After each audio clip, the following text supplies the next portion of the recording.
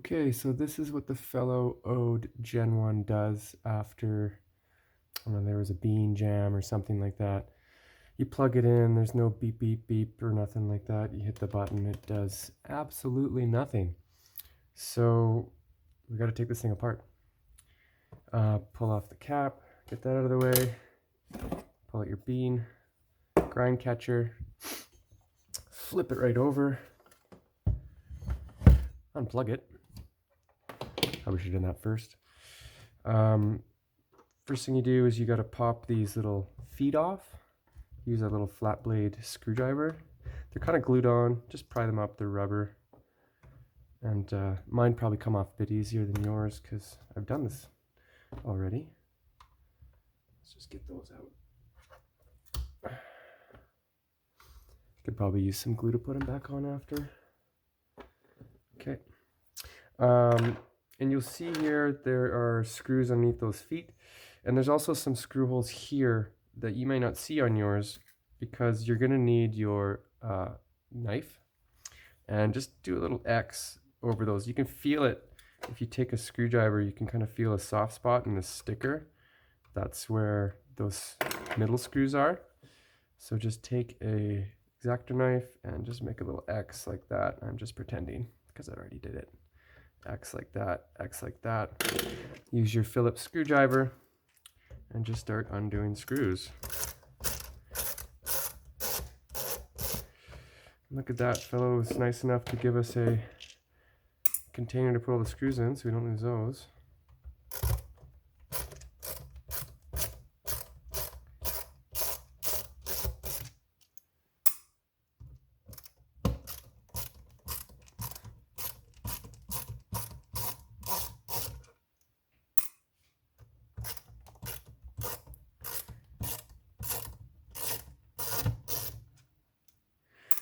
So again, this problem happened when I upgraded to the Gen 2 burrs, which Fellow says on their website that's totally doable with an Ode version 1.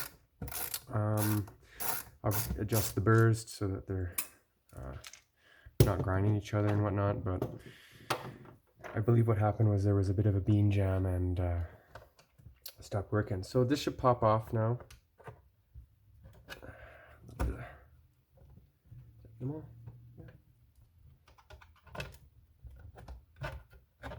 There it is.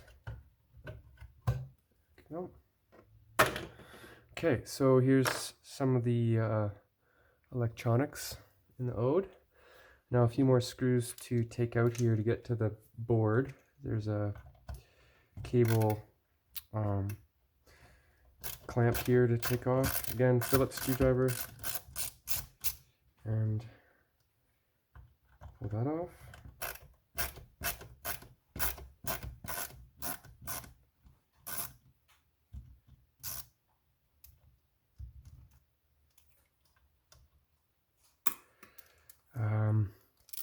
There's another little screw right here.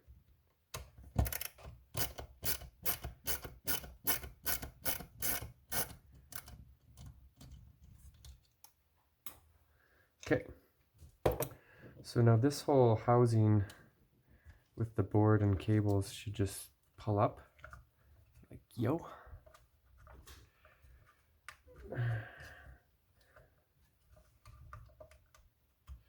So it gets to about here, and then you gotta kind of wiggle some of these wires so that there's more slack. There's this guy here, and it should just come up like that. Okay, so now we have, I recommend taking a picture. So you just get the wire colors documented. Here's your feed, your AC feed, so your hot, your common, and then this is your motor control. And they're different colors, so we got black, white, blue, red, but take a picture just so you remember which way they go. And then there's two other connectors here. One's a 2-pin, one's a 3-pin, and one doesn't have anything on it. So they will only go in one direction, but we can unclip these. Just push the lever and pull. There's that. Same with this one. There's that. And then these guys take a bit more force because they're a blade connector. Just wiggle and pull, wiggle and pull, wiggle and pull. Yeah, okay, so there's our board. Now there is one screw here, there, Phillips as well. I used a bit of a smaller Phillips for this because it was a smaller screw, and that should just come out.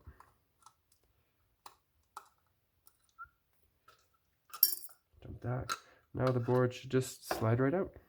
There's that piece. Put that aside. So, when I first took this apart, I didn't see any obvious blown up electrical components. And then I just sort of started looking at the board. Our AC comes in right here, right there. Is your hot and your common. And then you can look at where this goes as a circuit based on the traces. And the first thing it does is it goes into this little maroon colored rectangular piece.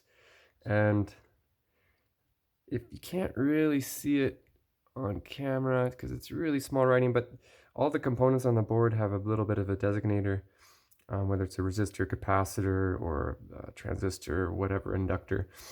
This one has a designator that's F1, and I believe this is a fuse, like a little chip fuse. So what happened probably was when the motor jammed, it just drew a ton of current and blew this little fuse. And if you look really closely and have really good eyesight, I took a picture of there is writing on the top of this, which says it's a 3.15 amp 250 volt fuse. And then if you take your electrical meter and ohm it out, you know, it's a fuse, so it should just change your, yeah, it's not the nicest meter, it's a crappy tire, but it still works. Ohm this out, this fuse out, it should just look like a short, but, so yeah, if you put your leads together, it looks like a short. So if you go across it, it's actually open still. So my guess is that this fuse is blown. I'm gonna pull this out. I'm gonna use my soldering iron and my solder sucker and all that stuff. I'm gonna pull that out, and then I'm probably gonna jump it with a piece of wire. I might even put 2 leads on either side of that, and then sort of put a little fuse block external to the grinder, so that if the fuse blows again, I can just change the fuse instead of doing all this. It may still not work once I change this out. I'm not sure. We'll come back to it. Okay, so I have desoldered the little chip fuse.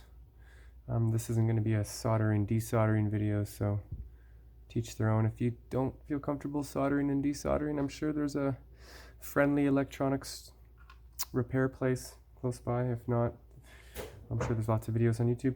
So yeah, I desoldered that fuse, and then I didn't have another fuse or chip fuse, and I'm impatient. I just want to see if this works. So I just took some 18 gauge wire. I think it's a bit, I had to take out a couple of the strands so they fit in the holes on the pads of the PCB, and soldered those on. So my thought is to maybe in the future attach a fuse block so I can change the fuses if it ever happens again. I still don't even know if this is going to work, but we're going to try. So anyways, there's the circuit board. Haven't soldered in a while, so I'm kind of happy how that turned out. And I'll put this back together, and hopefully she works out. Okay, so moment of truth here. I've just sort of roughly replugged things in. Just want to test this out. I also took out the burrs, or at least the front burr, because I didn't want to have any load on this thing when I started it up with this lack of a fuse. and give it a bit of a clean anyways. Yeah, so I've just used a wire nut here to attach those two leads together. No fuse anymore, it's just a straight trace or wire or whatever. But I just want to see if this thing works, so let's plug it in. There we go. Oh, that's positive. Haven't heard that beep in a while. And let's just see if she turns on. Oh, hello, fellow Ode, back in business. Okay. I guess that was the fuse was the issue. Too bad Fellow doesn't just sell these boards, or say it's probably the fuse, go get it fixed, instead of trying to get you to turf, you know, this piece of metal and rare earth minerals and plastic and just fill up a landfill, or just repair it very simply. And a $50 credit, they can go screw themselves. I'm probably not going to buy another Fellow product again, considering their lack of environmental awareness and not even offering repair solutions for a grinder that cost 450 bucks Canadian and only worked for 3 years, grinding like 1 or 2 cups of coffee a day. Anyways, so I probably order a fuse or some kind of fuse to go in line with that. Maybe I'll make it external in case this happens again. Maybe not, but I'm kind of excited to have my grinder back.